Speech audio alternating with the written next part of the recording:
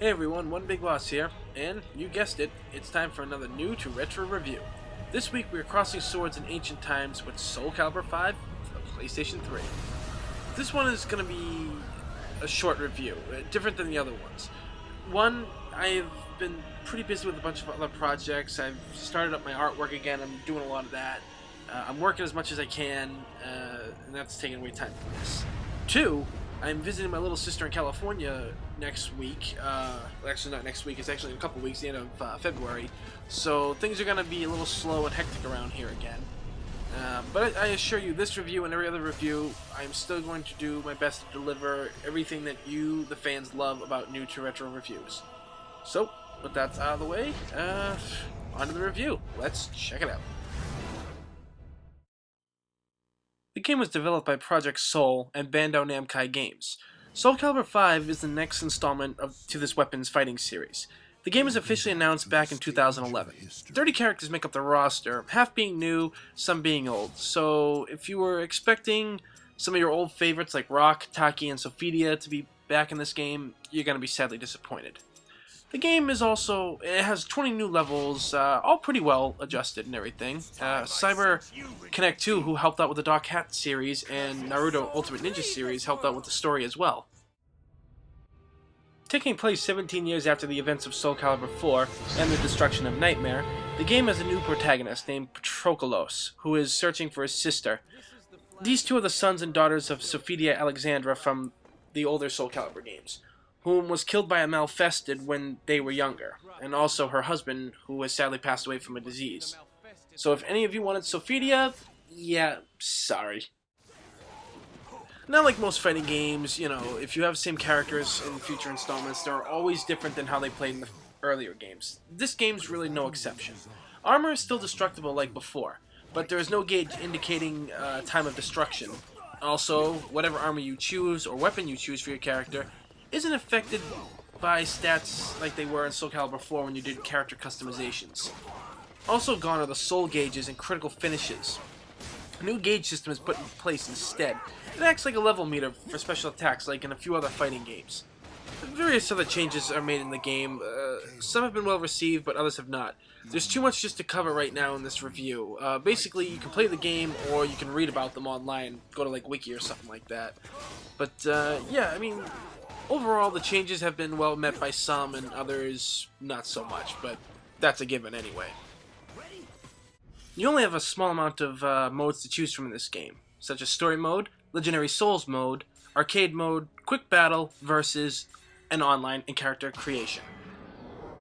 And everybody's favorite mode returns, Character Creation. I spent a lot of time in this mode, as a lot of other people will probably, because this is just a great fun mode. It's not like it was in Soul Calibur 4, where you had different armor affected different traits, like your strength, your magic, not your magic, like your HP, your defense, your soul gauge, and things. So it's a little break from the normal. I really did enjoy this mode, as did everybody else, because, I mean, you know, you love the characters that are in the game, but a lot of people love to make their own characters, make them feel like they themselves are actually in the game. I'm just glad it came back, and I do like it without all the little fancy, you know, stat leveling ups and decreasing and all that. Because some of them I didn't really understand, but I still did.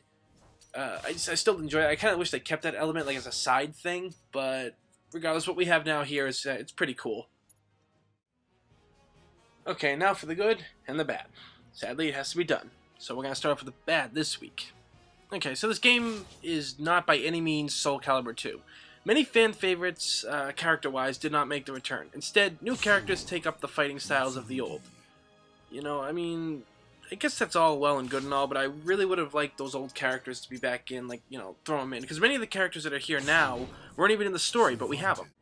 Second on my list, I really wasn't impressed by the music at all, which is sad because the Soul Calibur series has great music, especially in Soul Calibur 2, and Soul Calibur 4 did too. The Soul Blade, or the original Soul Calibur, they had pretty decent ones too, but nothing beats the soundtrack from number 2. That would have to be my favorite one. But this game, I guess some of the music fit but it didn't really grab me. It didn't really help intensify the battles. If anything, the background and the whole environment you fight in, that's what helped the stimulation of the battle flow and everything like that. Like I said, I wasn't really feeling the music in this game, sadly.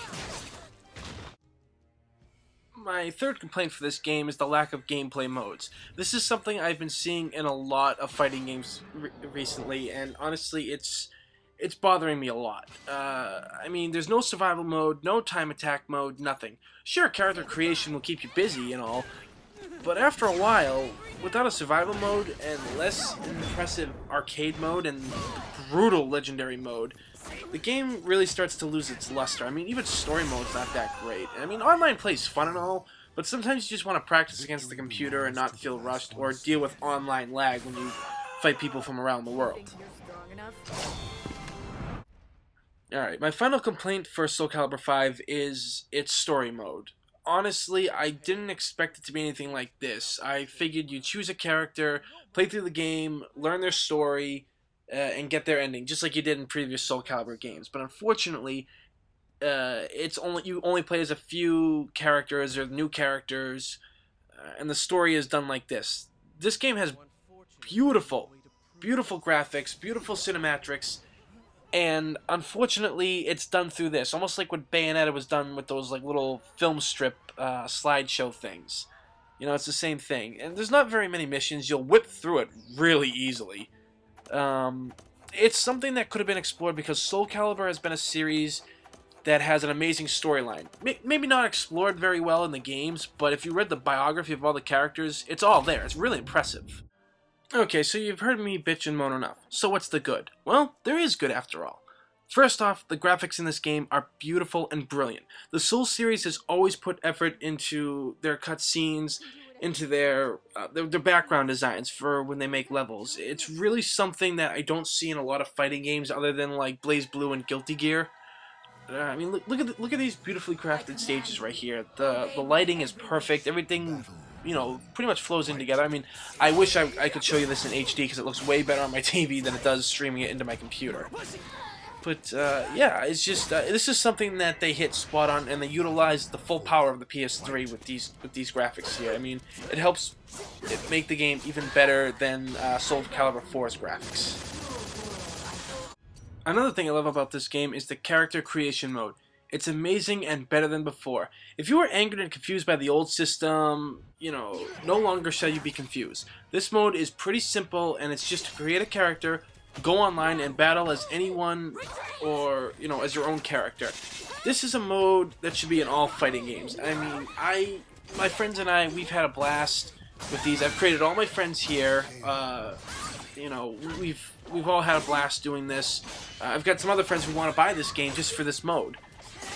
I can't really say anything bad about this mode. It's great because, I mean, you know, you can choose your favorite characters, and it's also good if your old characters like Cassandra or anybody else that haven't returned before from like Soul Calibur 3 and 4, if none of them came back for this game, you can create like yourself in this game. That's what's great about this mode. It's really a blast, and I can't say anything bad about it.